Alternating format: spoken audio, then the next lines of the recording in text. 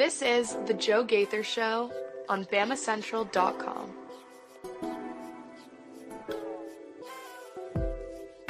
Good morning, Tuscaloosa, Internet world. How we doing today? It's The Joe Gaither Show on Bama Central, BamaCentral.com.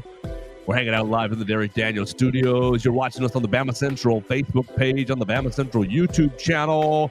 We're going to have a lot of fun here on a Thursday. On bye-week Thursday, Mason Woods, we're going to cure Mason Woods' bye-week blues right here in the Derek Daniels State Farm Studios. The show is brought to you by Strength Roofing and Siding. Call them today at 205-858-9050 for all of your home needs. If you need to check out your roof, you got a leak going on. I know it's been rainy this week, so you might have found something that you don't like. You can call Strength Roofing and Siding at 205-858-9050. We appreciate Zach Guffey being a part of the program on Wednesday. You want to hear about what he's up to, where he's been with Strength Roofing and Siding, and his thoughts on Alabama sports. You can do that right there on the Wednesday edition. Lots of you guys are sharing the show on Apple Podcasts, Spotify, Amazon, wherever you get your podcasts. You're sharing the show. The numbers are going crazy through the roof, so I really, really, really appreciate it. I appreciate it so much. So we're looking to have a good November, but first we've got to wrap up October. There's no game this week, so unfortunately there's no opponent preview today with the opposing riders. We did, honestly, I'm going to pat myself on the back. I'm going to pat Mason on the back. We got an opposing team rider on for the last 5 Thursdays. We did Georgia with Brooks Austin. Thanks to Brooks. We did Georgia, Missouri, Vanderbilt, not in the right order. Georgia, Vanderbilt, Missouri, and then Tennessee. Thank you, Tennessee. Thank you very much. Mason Woods is awake. I am not. And yeah, we had a lot of fun for those 5 weeks. So it's a bye-week Thursday. We're going to have a lot of fun on the show. We appreciate Strength Roofing and Siding for sponsoring the program. We love Derek Daniel for hosting the program. You can call Derek for your insurance needs at 205-758-3391. Like a good neighbor, Derek Daniel is there. Follow Mason Woods, of course, at MAWoods_ on the Twitter machine as he is getting over his. He told me you're not feeling so great today. You feeling, where are you on a 1 to 10? Are you at an 8, 9, 7, 6? Right now, I'm pretty loaded up with some medicine, so I'm feeling fine right now. I've got the coffee flowing, the caffeine is starting to hit a little bit. I popped some Dayquil this morning. That's got me feeling right.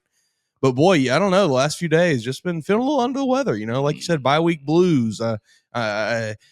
No Crimson Tide this weekend's got me feeling down, I guess. Yeah, you and Melissa have big plans for the weekend? Not that I'm aware of right now. Go. So we will, I guess we'll cross that bridge if it comes. I don't think we're doing anything big this weekend. Y'all gotta cozy up by the fire and watch some other teams watch their seasons come to an end. Yeah, there we go. We'll probably, we'll watch a movie or something this weekend. And Halloween weekend we'll watch a scary movie or something, I'm sure. You, Rusty, Seamus, Melissa, y'all gonna eat the Halloween candy, watch the ball games. It'd be a good time. You watch any MLB last night? More World Series? Not. You know who I did watch though? Jacksonville State and Middle Tennessee State. Oh my gosh, what a touchdown at the end of the half that didn't happen. That game was fun. That was fun to watch actually. Middle Tennessee Jacksonville State ended up winning it. They were down though, 1-6. MTSU was giving it to them, but Jacksonville State pulled it out. Go Gamecocks! They I watched that 1,000 times out of 1,000 times out of 1,000 times over watching the World Series, which did the Blue Jays win last night? I think the Blue Jays won, so I think they're up 3-2. Good for them. That makes me want to watch it even less, I think, because I certainly don't want to watch a Canadian team win. Well, a certain, the Dodgers are the money team. Everybody hates the Dodgers, and I don't like them either, sure, but I'll still ride. I don't want to watch the Canadians win. That's our sport. I had it on America's pastime, right, for about an hour and a half as I was eating dinner. Letting the potatoes cook up and that sort of thing. It was on, but I couldn't tell you that I was paying that at close. The closest attention I was paying to it was, Shohei's up to bat. Yeah, and call me wrong, call me ignorant, call me stupid, whatever. But we've seen everything in baseball, right? Yeah, there's nothing new that happens in a baseball baseball game. Home run. I've seen every play inside the park. Every home play run. that's happened in a baseball game, I've seen that play before. Double play. I tell you what, when I watch college football, I see something new every Saturday. When I watch the NFL, I see something new every Sunday. Tell me about the end of the half, because I just saw the clip. Did the refs officially rule it correctly? Because I believe, they did. Had the MTSU bomb. Yeah, so the Jacksonville State, what was it? Jacksonville State. I think MTSU was up was it 6-0, and then Jacksonville State threw a little double pass to go up 7-6 right before the end of half. MTSU gets the ball back. They throw their own Hail Mary down the field. Big bomb. Jacksonville State intercepts it, and on the return, the guy is, kind of shoved out of bounds. He jumps, and as he's leaping out of bounds, he throws the ball back into the field of play. Already a questionable lateral or forward pass, and they let the play continue, which I think they should have. Yeah. I think that's how you play that. You just let it go on, and then you figure it out later. Yeah. And guys stumble and bumbling, rumbling down to the end zone, gets right down to like the 2-yard line, and he's going down, and he just coughs it up and just tosses it forward into the end zone about 5-6 yards. MTSU dives on it. They call it a touchdown, and it's like, what? Or Jacksonville State dives on it. They call it a touchdown. It's like, what in the hell just happened? Even the announcers are like, they ruled that a touchdown? You can't throw the ball forward. They're like giggling, laughing, giddy about the play that they just saw. But like, that is the prime example right there of why I just don't like watching. I have seen everything good that's happened in baseball before. You're not going to show me anything new. Sure, Shohei Ohtani is cool, but like at the end of the day, he's still just throwing the ball. He's throwing curveballs, he's throwing fastballs, he's throwing some sliders, I guess, maybe, and then he's hitting home runs. The best player since Babe Ruth, man. Like I was talking to, a few of my friends are fellow baseball non-enjoyers like myself, and this week they've been like watching the World Series a little bit, putting it on in the background, and then kind of being like, oh no, I kind of get why people, I get why people watch this. And he was talking to a friend last night, and he's like, no, I totally understand. You just kind of turn your brain off and sit here for a while. And I'm like, that's not enjoying something. Right. It's just background noise at that point. Like, it's just, I'm lonely. Something needs to happen in my house. What is I can't sit by myself. That's not enjoyment. Right. That's just mind rot. That's all it is. So yeah, no. It's something on the TV while I play Block Blast. Yeah, I'm just, it's something on the TV while the dog comes up and gets pet. Unless I see a dude like do a 720 spin in the air and throw a guy out at third or something. Like I've seen everything there is to see in baseball. I don't need to watch it anymore. You need to get the outfielder jumping, standing on top of the wall. Then he needs to do a backflip off the wall or something, like, because Bo Jackson already ran up the wall.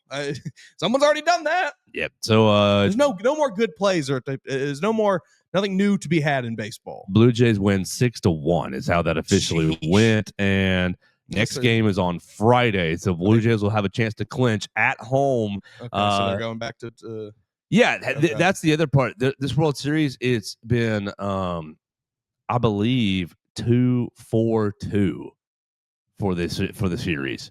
2-4-2 that way. Yeah, it's horrible. Yeah, why? 2 games in Toronto, 4 in LA, and then 2. And I think LA was. I'm pretty well. No, I guess Toronto is the official higher seed because I don't even know. I don't know, and I don't care. The bet it's 2-2, 1-1-1. That's the way to go. It's the way it should be. Yeah. Well, not in baseball. Ugh. But we're not here to talk about baseball. I just wanted to poke you a little bit right there to see if you were watching it at all. What I want to do today, Mason, is talk about the SEC championship because Alabama, we're off this weekend. No game. Alabama cannot lose this weekend. So we are going to be cannot win. That's true. We're going to be looking at this weekend's slate of games, and we're going to be looking at what's happening around the league because I've been pretty hyper-focused on just Alabama through these 7-8 weeks. Yeah. It's, who's Alabama playing? Let me put them on this week, and I'll watch all their games that they played and kind of make an assessment. Well, there's nobody to put on. I'm not really ready to put on LSU tape because I think the LSU tape is going to be kind of worthless offensively. Oh, well, not worthless, but I think it's going to be, you're going to see a lot different things from what you've seen this whole season. Right. And that's scary enough in and of itself. We're going to take a voicemail from Dax. We'll do that in just a minute. We'll probably lead with that. But I want to set this conversation up because you've got several teams up at the top. I mean, last year we were all worried about like a 5-7 way tie, whatever it was going to be. 7 last year was what around like week 8, 9, 10, right? Kind of right where we are now. It was like there are 7 teams that could legitimately finish first place here. Well, there are 6 teams right now with 1 or fewer losses. 2 undefeated teams. Your Alabama Crimson Tide is one of them. Texas A&M is the other. But you got Georgia, Ole Miss, Vanderbilt, and Texas all with 1 conference loss. Now, currently this week, you got Georgia and Ole Miss ahead of them in the standings because Vanderbilt and Texas have played one less conference game. What do they call it in soccer? Game in hand. Is that right? Is that what they call it inside? They've got a game in hand because I think they played one more game.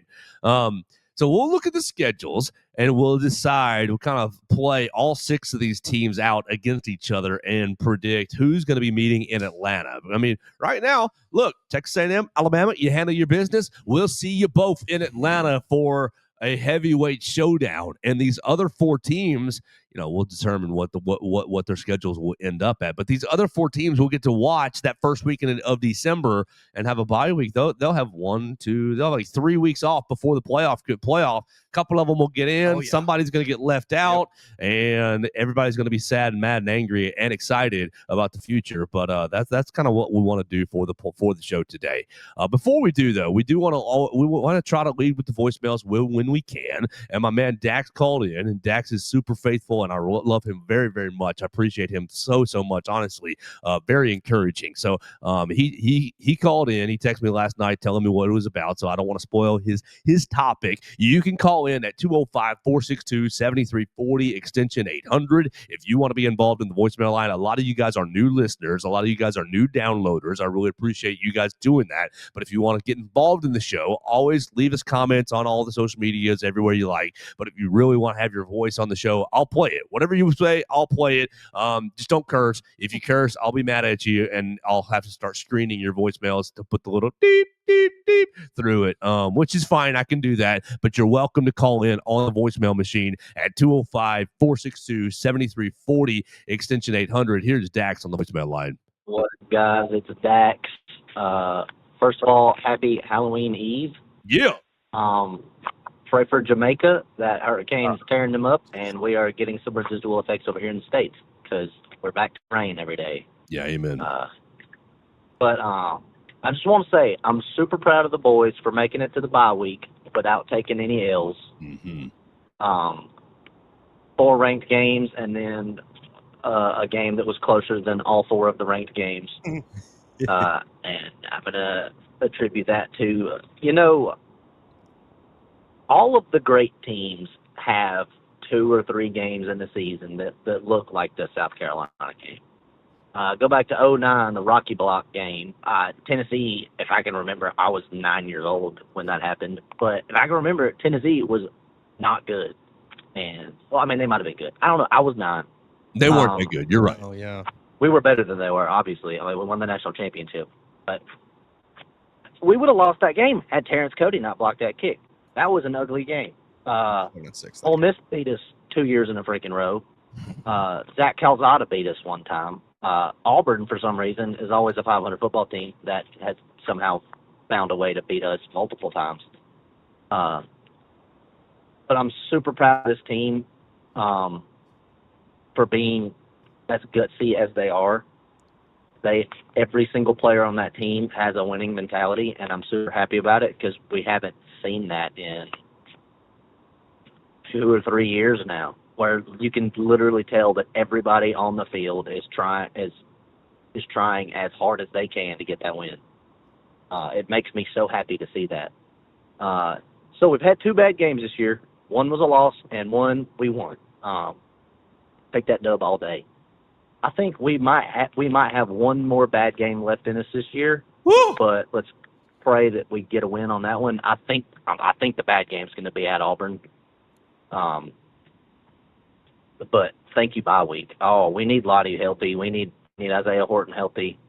I don't know when Quay's coming back. Beeman's definitely not coming back till next year. But Yonze Pierre, wow, he's having a Bray Hubbard type year where he, is taking over for a starter and just ended up being as productive, if not more productive, than the starter was. Courtney Upshaw reincarnated right there. Mm-hmm. And Justin Hill looks really good. You'll need to go watch some more tape of that boy because he is setting the edge on the run plays very well. That boy going to be a monster next year. Mm-hmm. But on to LSU next week. I'm more worried now because of Brian Kelly being gone and their offensive coordinator being fired. Well, actually, they fired their offensive coordinator, so that makes me a little less worried because it's going to be really hard to implement like a new offense in 12 days. But BK's gone, and every team that has fired their head coach this year miraculously gets better than they were. Let's pray that LSU is the outlier to that. But you know what? We'll find out. I just wanted to call and say how proud I am of this team. They remind me of sort of Saban-era teams. Of course, it's DeBoer guts versus Saban guts, but, guts are guts, and I love them. Roll Tide, boys. There you go. Dax on the voicemail. Roll Tide to you as well. We want to echo your sentiments praying for Jamaica. Absolutely. I think that is not a good situation. Praise the Lord that we are in a better position to deal with that. But when weather goes, you know about it. Exactly. So wild. But I agree with 99% of that. Yeah. I don't really have anything that stood out that I'm like, no, that's not true, or no, I don't agree. The Yanzi Pierre praise, that's a great comparison. The Bray Hubbard of this year, stepping in for Keon Sabb last year, becoming a star. Yanzi stepping in for Quay Russaw, becoming really a star on the edge. I think that's a great comparison. I do agree with his Justin Hill assessment. Yesterday on the call, on the SEC coaches teleconference call, Coach DeBoer said that Quay Russaw is ahead of schedule. Now, I don't know that you should expect him back anytime in the regular season still. That Auburn game is 4 or 5 weeks away. I still think that's a little early, but I think postseason is all in play for Yanzi Pierre, or excuse me, for Quay Russaw. I think that postseason is in play as early as maybe even the SEC championship, and that would be amazing. Really, really amazing. What else did he get into right there? He said maybe another loss or maybe another poor performance coming. I think that's probably a safe bet. Yeah, it's not unlikely. My biggest concern, I think, is Auburn firing Hugh Freeze right before that game. Like that, if Hugh Freeze is coaching that game, I'm not really that worried. Well, Hugh's not preparing for any other game right now. That's a great point too. Hugh's we're just gonna call our base stuff this week. We're working on Alabama. Yeah, no, that's fair. I do think Dax made a good point about LSU, their coaching staff. Mm-hmm. We have been a bit concerned on this show about the juice that they kind of have there in Baton Rouge this week, having fired Brian Kelly and getting a new guy in who knows Baton Rouge, who knows Louisiana.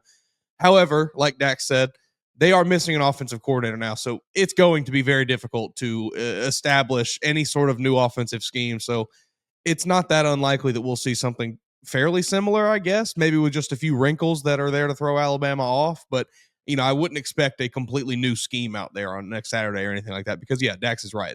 You can't install that in, a week and some change. We'll circle back even to yesterday's SEC call again. Frank Wilson essentially said we're playing Garrett Nussmeier. Nussmeier's still the starter. Now, he said that there's going to be packages or plays for this Michael Van Buren, the dual threat guy transfer from Mississippi State. So I think that, our fears yesterday about Nuss getting benched and we're going to play a quarterback that we barely have any tape on, maybe a little too extreme yesterday. I do think that you'll see Van Buren, but it'll mostly be Nussmeier, and I'm not really afraid of him. I mean, he still has a lot of tools to be a good quarterback. I just don't know that he really executes with those tools effectively. Mm-hmm. He also said the Weeks brother, I don't know if it was Will or Witt or Witt. Yeah, I think it is Witt. Is on track to play. Of course he is against Alabama. Sure. You'd have to kill him to miss that game probably. Yeah. Well, Landry Kiffin gonna get him going. Landry's gonna be, Daddy always tried to beat Alabama, never could. I mean, just kind of back to the Garrett Nussmeier thing. He hasn't been great this year, obviously. No, sure. We can all sit here and say he doesn't scare me at all. But it's not like he's just awful either. I mean, you go through the game log here. It's decent performance. It's not like he's throwing 4 or 5 picks a game. He's got one multiple interception game this season. He only has 5 picks on the whole year. He hasn't been, I don't think, horrible enough to warrant a benching. I think there's just a lot of things that have gone wrong there. Well, take us back to the preseason. What weren't there rumors of? Oh my gosh, catastrophic knee injury, and I don't wish that on you, Nuss. I'm just rehashing the history. And whatever happened in that preseason, whether it was strained MCL, strained PCL, or whatever it was, I don't want to really speculate because I don't want to put bad juju out there. Whatever the knee injury actually was, obviously he avoided catastrophic knee injury. Thank you. Very good. That's very good. We don't wish it on anybody. But I wonder if it has really, really hindered his ability, his agility, his movement, his athleticism through the year, and thus has made him a little more statuesque, has made him a little more, okay, we got to make do with subpar, not the full complement of my skill set. Yeah, I mean, he was never like a dual threat guy, but I think one of the things he did do pretty well was move around in the pocket and just kind of step to the side and things like that. And he's definitely lacked that this year. You saw it very much in that Texas A&M game where, look, LSU couldn't block a soul, but he was not helping either on a lot of those sacks. Yeah. So I wonder how that's affecting him, and hate that for him. And if it does come out later, in the draft process, he played all year on a torn MCL, grade 1 strain or whatever. Then more power to you, guts to you here, Nussmeier. Did he leave us anything else in that chat, in that voicemail? I talked about Lottie needing to get Lottie back and Isaiah Horton back. Yes. And DeBoer basically insinuated that both those guys are doing well and back on track. And I think that Lazier either had a rolled ankle or was actually just sick. I think he had a little freshman flu last week. That was, you got a little too popular on campus. You know what I'm trying to say? It's very possible. It's very possible. We needed the Lazier Brooks mono graphic like Sam Darnold that time. And I don't really know what happened to Isaiah in the game, but I think it was minor. And I do wonder how tough Isaiah Horton is playing through Nix and Knox. I don't want to look. They're all tougher than I am. They're all tougher than I am. They're all tougher than I've ever been. But I think he's taken a couple. This is hurting. I can't go. I think he's fine. I think he's gonna be fine. I mean, I don't have any information to confirm that one nor way do or the other. But he didn't come here it's not like he didn't come here just to go to the NFL.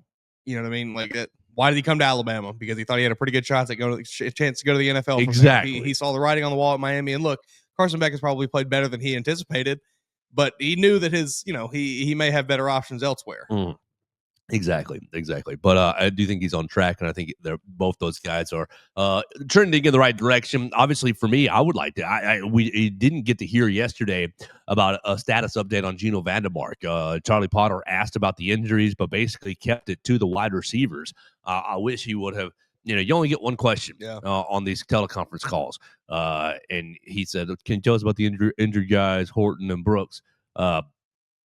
So I would have liked to have had, a Geno Vandermark update as well. I love Coach taking the opportunity to only answer to the people that were specifically. Because why wouldn't he?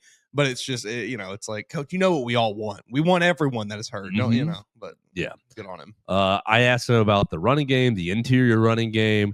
He gave a pretty, canned answer. It wasn't horrible, but it wasn't amazing. I asked him to evaluate the running games, especially as it pertains to the interior offensive line.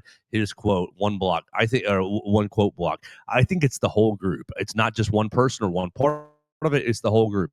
It's a different piece, not being consistent or doing what they got to do every single play. There's good reps, and then there's ones where we struggle. We got to be better. I think it's also being in sync with our running backs and get them giving us something too on the back end, whether that's falling ahead for yards or breaking tackles. I think it's a full group effort. A lot goes on the offensive line, obviously, but we've just got to keep working and keep getting better. So of nothing specific there. Yeah, if we're talking about how we're splitting the blame up here, it's like 80-20 offensive line running backs. it is not the running back's fault. I get that, sure, there's maybe been a couple times where Daniel Hill could have run a little bit harder to get an extra yard or so, but it is not their fault. Mm-hmm. You're getting stalemated at the inside, the interior trio. Mm-hmm. Whoever it ends up being every snap, because they're mixing it up, is getting stalemated and junking things up, I think. All right, so Dax, appreciate the call, man. Hope you have a great Halloween. Dax, what are you dressing as for Halloween? I know you're going to listen to this today. Are you dressing up? Dax probably. I would bet Dax is working. I would bet Dax is going to have Dax has a couple jobs, and I bet you he's going to be doing one on maybe he'll on get Friday to night. Work. Who knows? Some places let you do that. Yeah, but the job that I don't want to out his business, but the job that I think he's probably going to be doing, it would be a struggle bus to dress up. But so Dax, if you are dressing up, let us know what you're dressing up as. I'm not dressing up. I think Carrie, no. I think my girlfriend and I are going out to hang out with some of her friends, and we're going to watch a scary movie. Yeah, if me and Melissa had somewhere we were going, I might throw something on. She's going out with some of her friends that she works with. And your house isn't necessarily in a trick or treat area, so like it's zero children. Right. So it's fine. Yeah. You don't have to put out the Reese cups. Mm-hmm. No, I like dressing up and it's fun. I always loved Halloween, but I don't do nothing now. I'll be sitting at home probably watching football. With your hair, you've got a lot of options that you can get into if you really wanted to. Yeah, you could put it into different things, or you can cut it all the way off. Like you're ready to do really any sort of costume that you wanted to do. I'm sure I can figure some fun stuff out. Yeah. So if you're dressing up tomorrow, let us know on the voicemail machine or in the comments at Joe Gaither 6 at MA Woods _ at Bama Central 205-462-7340 extension 800. Tweet out your costume and tag us in it. Yeah, that'd be great. That'd be awesome. You think Kalen DeBoer is a dress up guy? Heck, no, I don't think so. I don't think he dressed up ever in his life. How many people on the football team do you think are dress up guys? I know Ryan Williams is. Yeah, well, I think there's going to be a healthy amount because don't they usually do? Seem like they have seems like a fun group. Don't they usually have like the athletes in action or athlete like the little charity thing that happens? I think they bring in kids in to the facility, and I think that's that's something that they have done. Well, they used to do it with Coach Saban. I'm not sure if it's continuing. I'm sure. I would hope that continues. I'll say maybe that's going to be the only question I ask the player. Ty's Superman. He's got to dress as Superman. That right? or Ty's going to put on Captain America, a Yankees jersey. He's a Yankees fan. He's going to put the Yankees hat on. He's going to wear I'm Lou Gehrig. Yeah. I'm Babe Ruth. I'm Aaron Judge. Whoever the case may be. I'll never understand. I'm Yogi Berra. Someone that grows up nowhere even close to the Yankees and becomes a Yankees fan. Big brand, man. Ugh. Beautiful. Classy. Bandwagon. Well, sure. Classy. Bandwagon. Classy. Pinstripes. The pinstripes are classy. God forbid our players grow beards. Well, you don't see Ty Simpson with one. Ridiculous. Ty Simpson got that clean face, man. I don't know that's he's ready for the Jets. I don't know that that's by choice. I don't know Ty Simpson that well, but just looking at him, I think it might not be by choice that he doesn't have a beard. He's ready for the Jets. I hope so. I hope for the Jets' sake that he's ready for them. I know a handful of Jets fans, and I don't think I've ever seen them happy. Jets, Jets. No, they're not going to be happy. He threw for 250 and 2 touchdowns. That's not enough. Ooh, I do hope for his sake he doesn't actually go there. I do too. Because Steelers straight up would be perfect for Ty. Steelers after you go, he would be the Steelers quarterback for the next 25 seasons. Yes, after the Steelers go 9-8 this year or 8-9, whatever it is. They're going to end up with the 14th pick or the 16th pick, somewhere right in that range. They trade up and take Ty at 3, take Ty at 2, and trade TJ Watt. That'll go get you that pick. Woo! High price. You're going to have to send something off to get that pick. High price. If you're going into your rebuild mode, sorry, TJ, go win you a Super Bowl somewhere else. That's right. So Fernando Mendoza, you can go to the Jets. Yeah. I mean, it does kind of seem like that's maybe the way it's going to play out, where by the end of this cycle, it'll be Fernando Mendoza inching Ty out for that QB1 spot. I kind of hope so. But I just kind of feel like that's what they're writing on the wall. He's a little taller. He does the interview. Everybody loves his interview. Which everybody loves Ty's interviews too. But Mendoza gives you those kind of goofy moments and things of the hyping up his team. I don't know. I feel like I can just see it now. Well, it'll be for Mariota Jameis basically. But for Ty's sake, I kind of hope he does. I do too, because the Jets are awful. The Jets are getting the first pick. If it gets down to it, and like Ty, you're right there. Just go have you a bad day at the combine. Yes, just go have you a bad day at the combine. It'll be okay. He ran a 5.8 40. Yeah, it'll be okay. It'll be okay, buddy. He only bench pressed it 12 times. Yeah, you have your agent get with Mike Tomlin and let him know, hey here's what we're gonna do today. Hey, he can really bench that 225 about 30 times. That's what you need to do, Ty. We're gonna come in for a private workout and show you. As good as Ty, like. I don't know that any quarterback that's going to the Jets is going to succeed. No, it doesn't matter who they are. I think Mendoza and Ty are both very, very good NFL quarterback prospects. But that's just a situation I don't. Yeah, it's just the Jets. You're going to fail if you go there. No, thank you. Ay. All right, so let me hit a break real quick, and we'll get on the one topic that we had for the day. We've been kind of bantering around, just kind of ADHDing it all over the place, and we appreciate Dax for helping us do that, giving us a lot of topics to offshoot on. You can call, of course, at 205-462-7340, extension 800. But the program is brought to you by Strength Roofing and Siding. We really appreciate them for taking care of us. When severe weather strikes, they'll take care of you. Your roof is your home's first line of defense. Storms with high winds, heavy rain, and hail can cause serious damage that isn't always visible from the ground. At Strength Roofing and Siding, we specialize in storm and hail damage, roof repair and restoration across central Mississippi and Alabama, providing fast inspections, expert repairs, and insurance claim support to help you recover quickly and protect your home.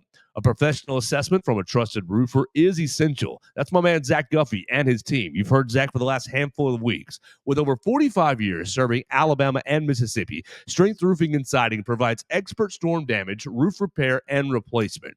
Call them today at 205-858-9050 for your free roof inspection. They'll come out, they'll check out your roof, let you know if your roof's got 5 years, 3 years, 10 years left on it, whatever the case may be. If your roof just has a trouble spot that needs to be taken care of, you heard him on Wednesday talking about chimneys, that they like to make sure that the chimneys are looking good. They don't have to replace the entire roof if it doesn't need it, or they don't have to replace anything. They'll just come out and give you an inspection, give you peace of mind, and you need that for everything in life. So call them at 205-858-9050. As Dax said, we are getting the offshoots from the hurricane. It's the rain season. The winter is coming, and spring is right on top of that, right behind it. So the kind of crazy weather season is upon us. Call them at 205-858-9050, Strength Roofing and Siding. They'll come out, check on your roof, make sure you're good to go with all this crazy weather that is ahead of us for the next several months. We appreciate Strength Roofing and Siding for sponsoring the program. You can find them online at strengthroofingendsiding.com. All right, Mason. Let's look at this. These 6 teams real quick. These 6 SEC teams, as they are set to go get underway for the last half of the season, the last month of the season. Now, obviously, Alabama is off. A huge game this weekend. What we want to do is look at the 6 contenders. How many do I have? All 6? 1, 2, 3, 4, 5, 6. I want to look at the 6 contenders, and we'll go through. We'll quickly kind of predict their records, and we'll see where that lands. And we'll see who's going to be in Atlanta. Can anybody get up ahead of Texas A&M and Alabama? So you want to start with Alabama and then Texas A&M, and then we'll just kind of go down the list of these one-loss teams. So Alabama, you got Oklahoma, you got LSU, Oklahoma, and Auburn. How good do you feel about 3-0? 70%, 75%. Yeah, I was going to go. 70 is about right for me. 65 feels better, but 70 is about right. Do you want to go 2-1 for the sake of discussion? Now, and it matters who you lose to, but really, these 3 teams aren't really, because they're not in the 6. Yeah, I mean, right? Yeah, just to be fair.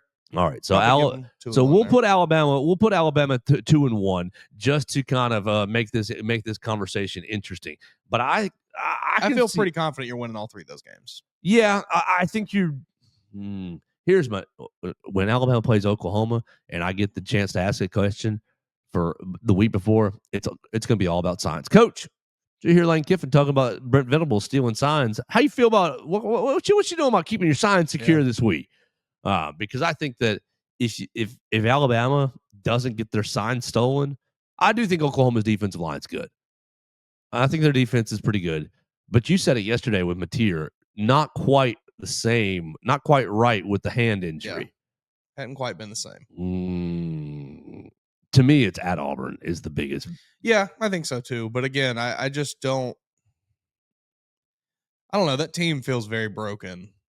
It feels like a lot of them are just kind of running through the motions, hoping that their coach gets fired at the end of the season. So maybe then they can resume their college career elsewhere, or even with a new coach at Auburn. But I don't know. They will be up for that game. It's a home game. It'll be packed with Auburn fans ready to see at least maybe one win. So yeah, that's probably the one to worry about. So really, this conversation can go super quickly if Texas A&M handles their business. Because I do think Alabama. I think Alabama has settled a lot of its competitive character concerns. Yeah. Definitely after this past weekend's performance.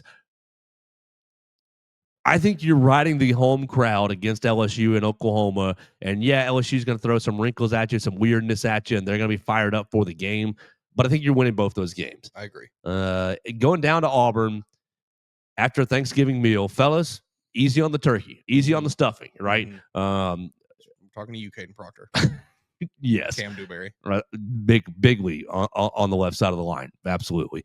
Yeah, I think that becomes a little bit of an because I think Auburn's defense is really, really good as well, especially their defensive front. Yeah, and it's going to be, hey, Ty Simpson, can you win this game with the wide receivers you got? Can we keep all the guys healthy going into all the wide receivers, all the skill position guys healthy going into that Auburn game? Do we think that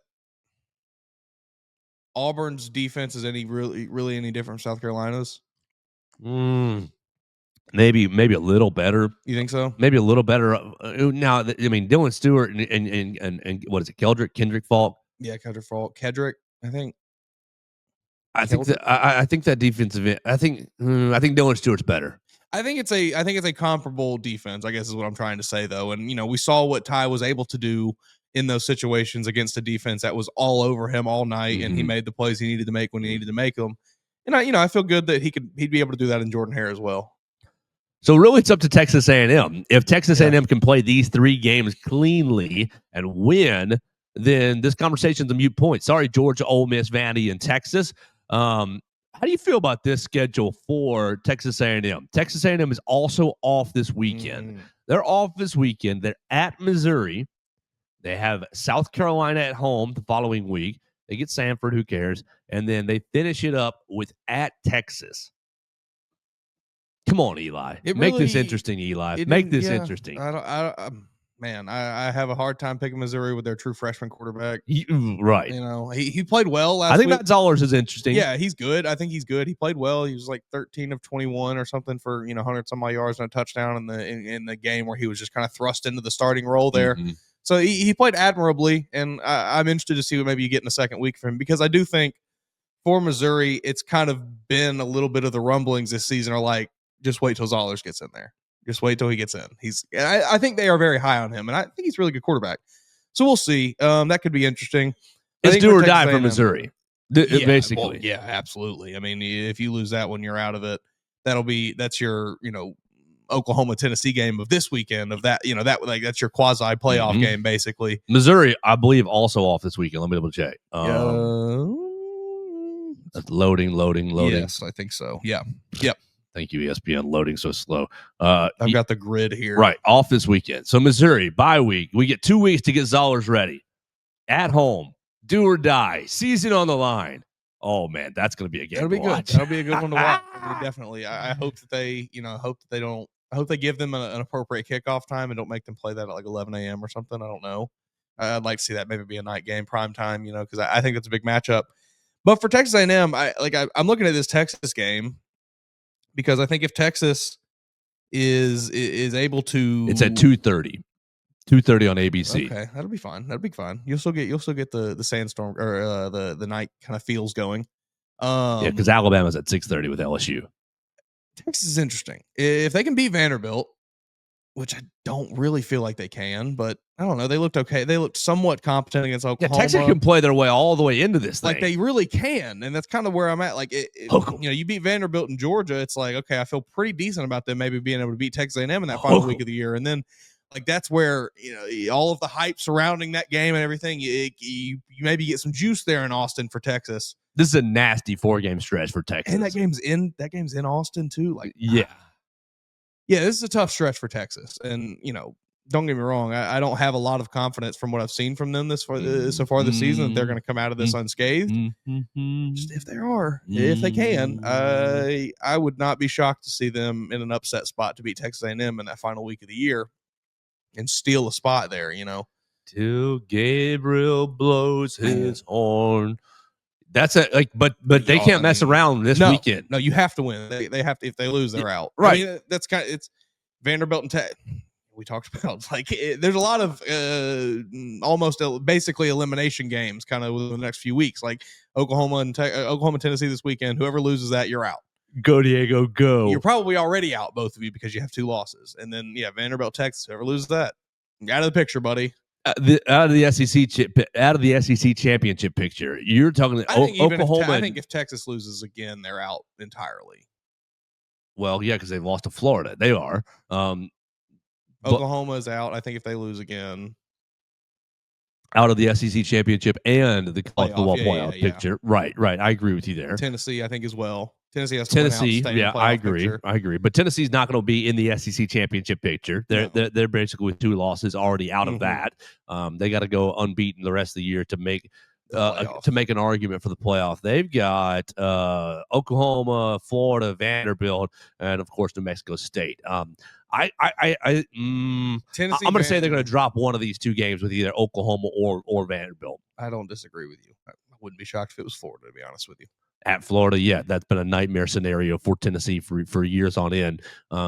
Yeah, I'm with you there as well. So I'm not looking at Tennessee making the playoff. I'm not looking at them. They're out of the SEC title picture. Oh, Miss. Hotty toddy, gosh almighty. That's what I'm looking at. Who the hell are we? I mean, you got. Oh yeah, their schedule looks nice. They're in. Ole Miss needs 1 Texas A&M volley, and they're in. Yeah. They got South Carolina this week.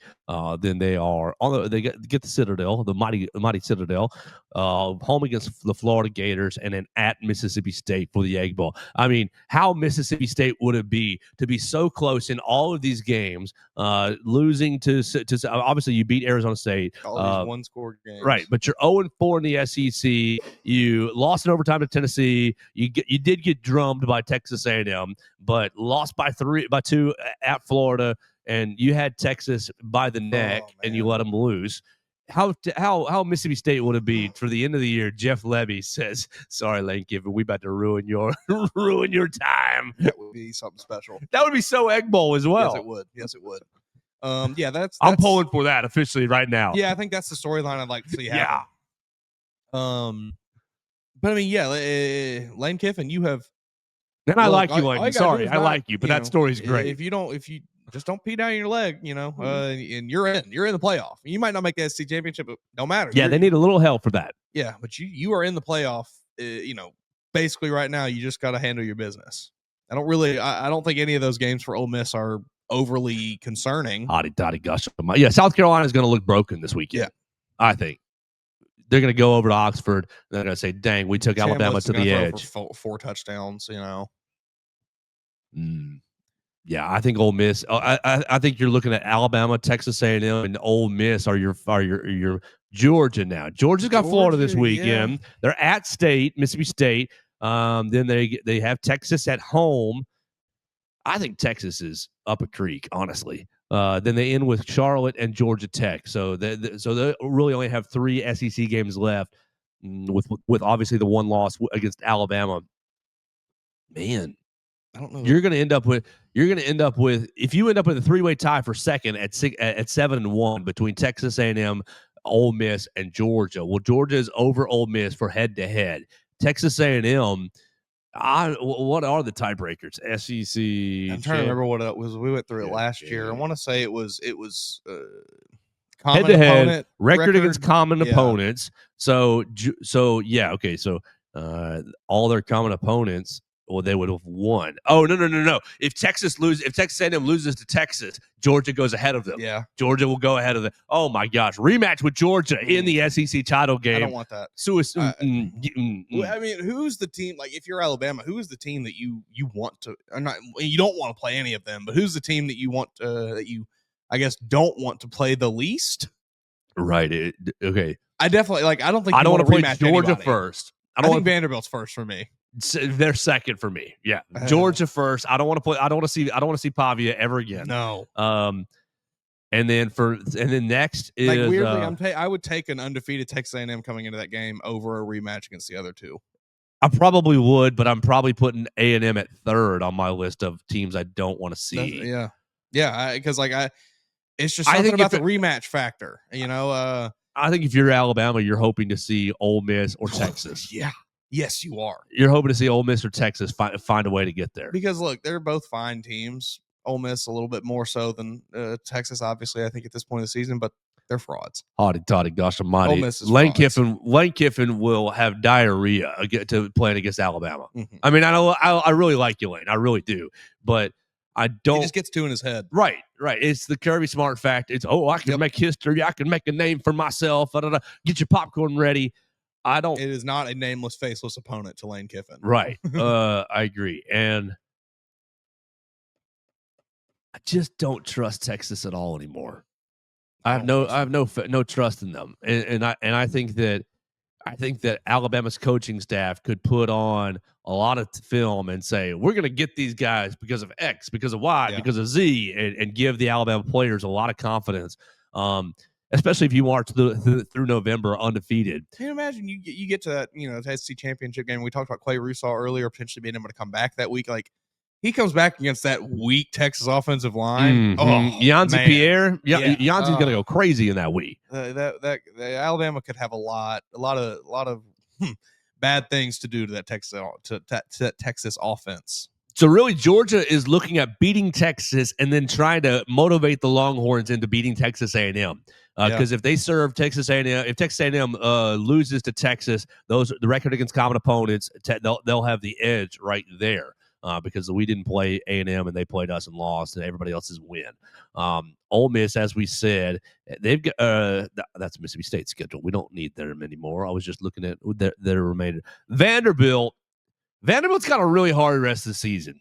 And I mean, you can push back on me here, Mason, if you think I'm wrong, but I think at Texas, home with Auburn, home with Kentucky, at Tennessee, it's just too difficult. Two TWO difficult road trips. Sandwich, Auburn and Kentucky, not great teams, but just the consistency factor, week in and week out. I think they're going to go at minimum 3-1 as a ceiling. I think they'll probably end up 2-2.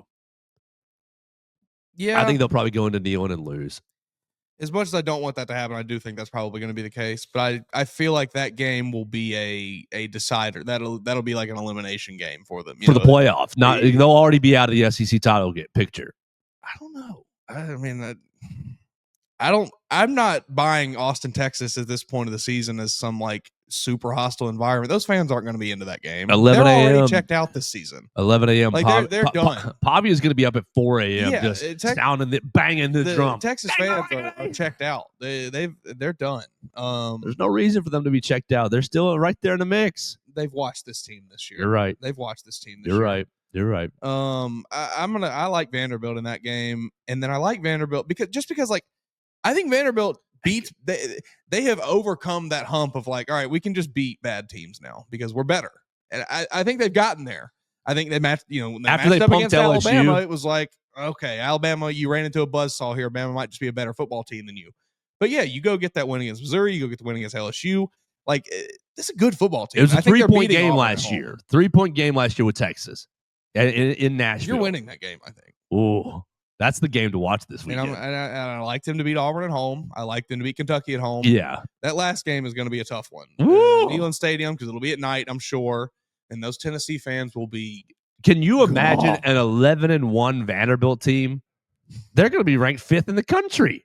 That would be awesome. They're going to be ranked 5th in the country. They're going to be left out of the SEC title game on a tiebreaker. How would that play out? Okay, losing to Alabama, they would be. I mean, if they're in the realm with Georgia, they lost to Alabama as well. Okay, what's the next tiebreaker then? Head-to-head, results against common opponents, record against the highest-ranked common conference opponent, that's Alabama, so they're both 0-1, and continuing down the standings, cumulative conference opponent winning percentage. Okay, so you'd have to look at each of their schedule. Whose schedule is harder? Vanderbilt played South Carolina, Alabama, LSU, Missouri, Texas, Auburn, Kentucky, Tennessee. You're going to have to do some math here, which I don't want to do at this early. No. Georgia has Tennessee, Alabama, Kentucky. I think Georgia has it barely because they get old because of the Ole Miss. Because they get Ole Miss on the schedule.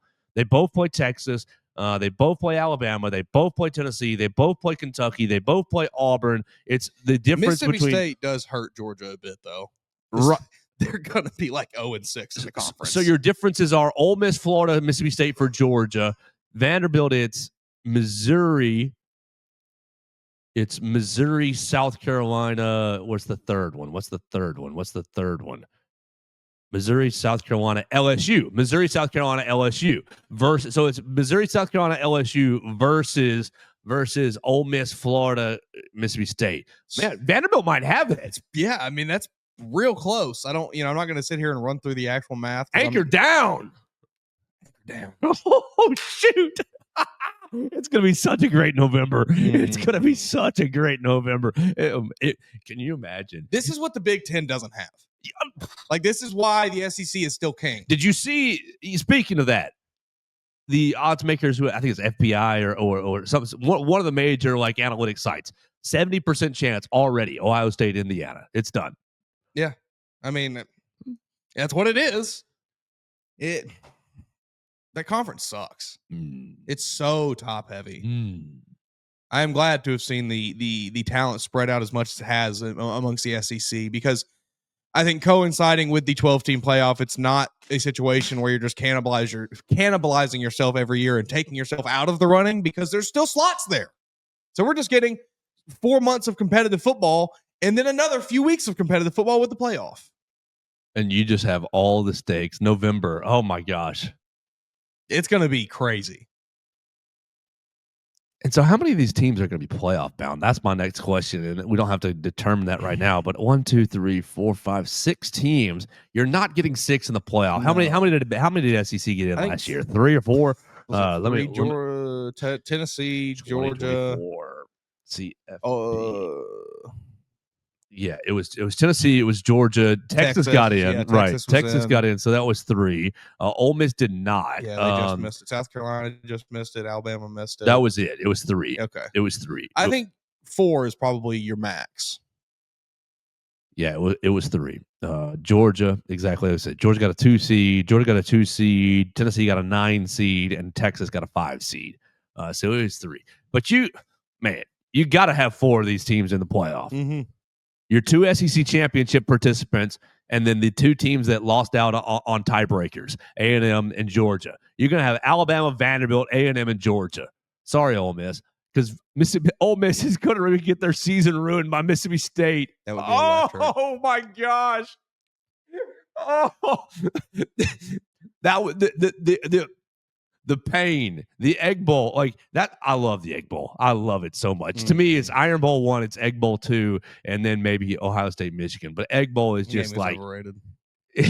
Egg Bowl is just like lock 2 rednecks in a phone booth and watch them fight. I'm better than you. You're not better than me. You know, the Ole Miss fans, they all think that they're hoity-toity better than State, and the Mississippi State fans say, we're going to prove it. We're on your level. You're not as good as you think. Oh, I just love it. The class difference. I love it. Do we think that that they're going to give the ACC 2 teams this year with Miami and Georgia Tech? Well, Tech is going to be looking good. Let me flip to them real quick. Tech is definitely going to be looking good. If you get an 11-1 Tech going into that ACC championship game, you lose to Miami.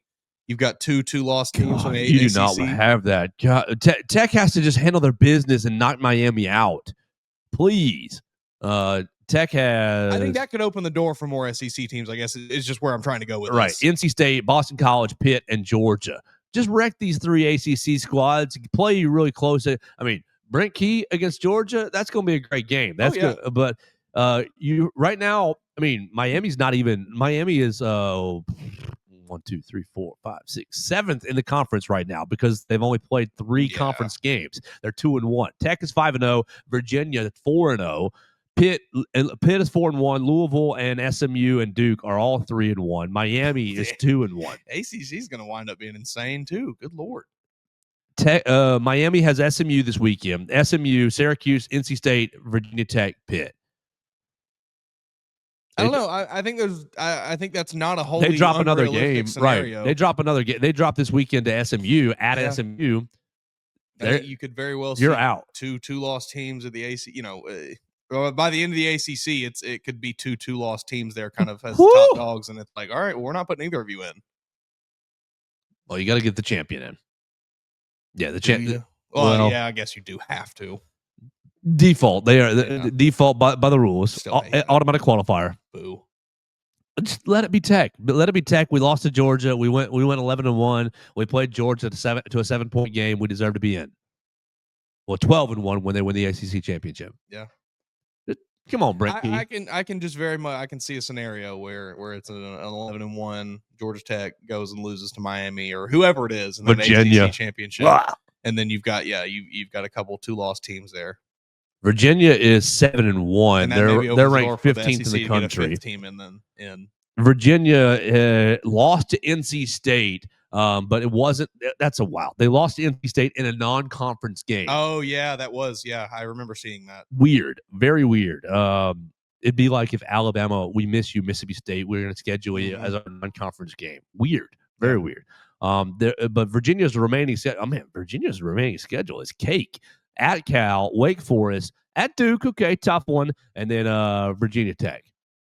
All right, so it'll be that Duke game. I guess we'll decide whether they're in or not. Whew. Cake. Pitt and Louisville, and then we'll be done. Pitt and Louisville, their schedules are Pitt has at Stanford, Notre Dame, at Tech versus Miami. So Pitt, you're going to lose 2 of those games, and your season's going to be ruined. Louisville, remember they lost to Virginia. They beat Miami. Louisville has at Virginia Tech, home against Cal, home against Clemson, at SMU, and then Kentucky in their annual rivalry game. You're dropping at least one of those games. Yeah. You're at SMU. You're going back-to-back L's at SMU and then versus Kentucky. Yeah. Even though I don't have any faith in Kentucky at all. I'm just saying that. Well, Mason, it's going to be crazy month of November. Yeah. It's going to be crazy. I mean, you still have to also consider, if you're just talking about the playoff field, what's the group of 5 team that's going to get in? They're going to get one of them going to get in there. One of them's going to get in there. Memphis, right? Aren't they AQ? Don't they have an AQ? They do. Do they? Okay, yeah. I can never remember. Yeah, it's the 4. It's the 4 highest ranked conference champions in the AQ, right? Because you had last year it was Boise State got the 3 seed because they were higher ranked. They were higher ranked than so it's the 5. It's the 5 highest ranked conference champions. Pretty positive. Yeah, I think that's right. So I mean, yeah, Boise State was ranked higher than maybe SMU and Clemson. Maybe Memphis. Maybe who else? North Texas out there. Cincinnati's still out there. Well, they're in the Big 12 now. I don't know. A lot of weird teams. I mean, Big 12 is weird itself. BYU, Texas Tech. BYU's 10, but they're Big 12. They're not independent. Notre Dame 12. Well, Notre Dame's going to get in. The highest ranked group of 5 team is Memphis at 7-1 at 25. So they're lost to UAB, mind you. Hey man, go Blazers! Complete rankings. The next Navy Independent is next up, but they're not group of 5. Tulane has 59 votes. Yeah. Minnesota, South Florida has 22 votes. San Diego State, 14 votes. This is an AP poll. James Madison, 9 votes. North Texas, 4 votes. So there we go. North Texas team is fun to watch. They're awful. Yeah, they are. Yeah, absolutely. So it's gonna be a crazy month in November. I think your SEC championship game. You're coming down to A&M, Georgia, and Vanderbilt. If Alabama handles their business, handles its business. Yeah. Just sit back and watch the chaos unfold, people. I think I think I'd rather play Georgia out of those three right now. Yeah. I don't want to see Pavia again. I don't think Gunnar Stockton can read over the middle. I don't. Yeah.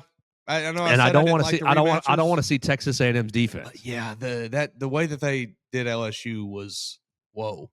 They have so much speed on that defense, and then the offense as well with KC Concepcion and Mario Craver, which man, that may be the best. Like, and they got a pretty good running game. Yeah, got a good running. What's his name? Le'Veon Moss is hurt, but they got somebody else who's really good too. They had a duo. Yeah, that's a very good football team. I had not really given them the credit I think they deserved going into that LSU game, and you watch that game and they decimated LSU. I mean, dominated Ruben Owens is the other running back. 78 carries to Le'Veon Moss's 70, 440 yards for Ruben Owens and 3 tutties. Yeah, that's a good team. I think we said this yesterday, maybe the day before. Like, they do a lot of the things well that Alabama does not play well against. Yeah, I think I'd rather see Georgia in a rematch. So, yeah, we're right here on the hour. We appreciate everybody who's hung with us for all the madness on a bye week Thursday. We want you to go ahead and let us know who you want to play. Who do you think is going to make it to the SEC championship game? Let us know at MAWoods _ at Joe Gaither 6 on the voicemail line 205-462-7340 extension 800 at Bama Central. We're just kind of going through these contenders remaining schedules. I think I'm going to have breakfast and watch that 11 a.m. Texas Vanderbilt game. Ooh, watch that anchor down. If Diego Pavia goes in and beats Texas, grabs his gonads at the Austin crowd, go ahead and give him the Heisman. I don't care. Go ahead and give him the Heisman. Yeah, a lot of stat watchers getting angry about Diego Pavia being in the conversation. They don't get the aura. But it's yeah. I mean, I'd probably have him like a strong fourth, fifth. Yeah, right. He's probably behind Mendoza, and personally, I really like Ruben Bain still, even though they'll never do it. Ruben Bain, but just give him the invite because it's fun to have a defensive guy there. Ruben Bain prayer circle for the Chicago Bears. He's a Titan. Ruben Bain round 1, Jeremy Bernard round 2. Oh, get this team back on track. You're rolling. You're cooking right there with those two. Back on track. It's not gonna. All right, can we pray for Arvell Reese then for Chicago Bears? Arvell Reese prayer circle. And Carnell Tate or this other receiver, right? Yeah. But we don't need any more receivers. We're set. I mean, might as well get one.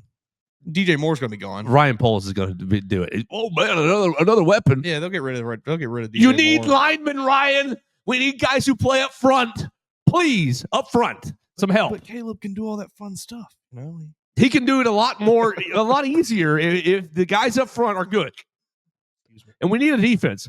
3 bleeping pressures this past week against the Ravens. 3. Yeah, things don't look good when the Bears don't turn the ball over. Or when they don't get turnover. Right. Yeah. You cannot live off 3 pressures in a game. Yeah, like Kevin Byard was doing big things for me on my fantasy team, getting an interception almost every week. It felt like, and then he hit his hands. He didn't say he did. It hit him right in the wrong spot in the hands. Yeah. And we've got the Bengals this week. Who do y'all have? That's a good question. All right, great. You got 24 hours to figure it out. We'll have Football Friday tomorrow on the program. We appreciate everybody watching, everybody listening to the show. Share the show with your friends. The Joe Gaither Show on Bama Central on all your favorite podcast platforms. Subscribe, rate, and review. Monday, I will be playing. Oh, yeah. I looked up tickets for that. $40 to sit in the end zone. You want to join me? We'll see. Let me know. I'll be up there this weekend. $40 to sit in the end zone to watch them, or $140 to watch the terrible Preds on Saturday. I will not be doing that. Little hockey will not be doing that. I've never been to an NHL game. I've heard it's a lot of fun. It is fun, but I'm not paying that to watch that bad team. Yeah, no, I wouldn't want to pay that much money either. Right. Give me in for $20 and we'll talk. Right. So we're going to have a lot of fun on Football Friday. I will be out of the studio, so we'll do it a little bit remotely tomorrow.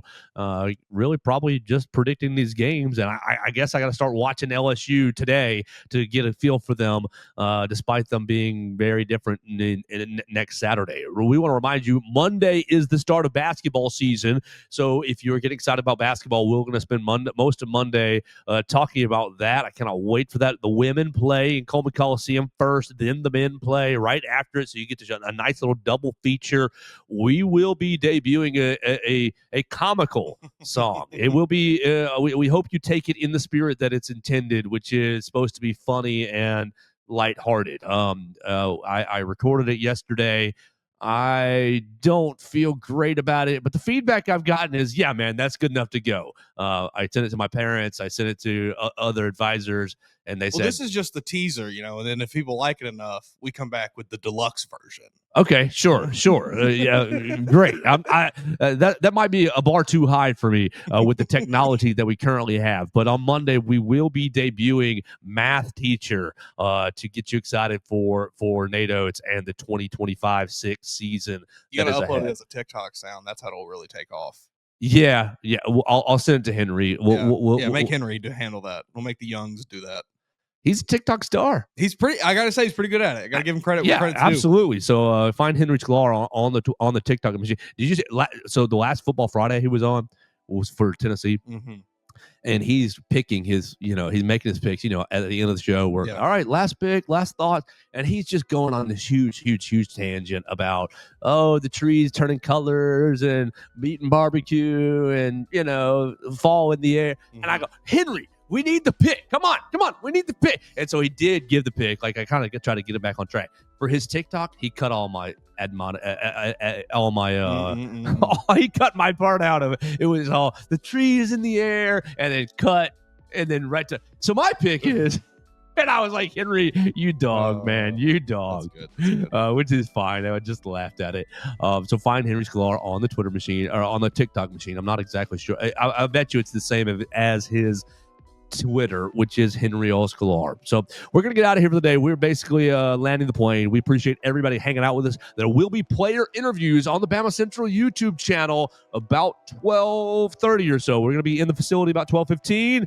Hopefully we're going to talk to all the fun guys, Ty Simpson, Deontay Lawson, and the crew. So make sure you find that on the Bama Central YouTube channel. Yes, one more thing. Just real quick before we get out of here, last night Alabama landed in the top 5 for a 4-star running back in the 2027 class. Andrew Beard from Bogart, Georgia. So Bama dipping back into Kirby's backyard again. Yeah. Go get him a running back. We'll see. Running back, y'all.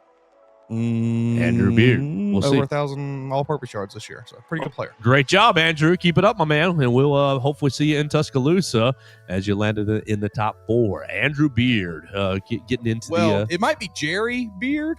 So he's listed on his roster and things as Andrew, but then his Twitter page is Jerry Andrew Beard. So I don't know. I don't know if Andrew's a first name, Jerry's what he goes by, vice versa. Who knows? We got to reach out to him and find out. Andrew, Jerry Beard, respond to our DMs. I know Mason's already DM'd you, so respond to it. We can get you on the show and give you some publicity, even if you don't come to Alabama. We would love that. So we will talk to everybody tomorrow right here on the Joe Gaither Show. We had a lot of fun. Thanks to Strength Roofing and Siding. Thank you to Derek Daniel for hosting us each and every day. We'll appreciate everybody. We'll talk to you on the Friday edition, the Football Friday, the bye-week Football Friday edition of the Joe Gaither Show on Bama Central. Thanks for joining us on today's edition of the Joe Gaither Show on Bama Central. Keep up with Joe on all his social media pages at Joe Gaither6. Subscribe, rate, and review the show on Spotify and Apple Podcasts, and be sure to read us daily at BamaCentral.com.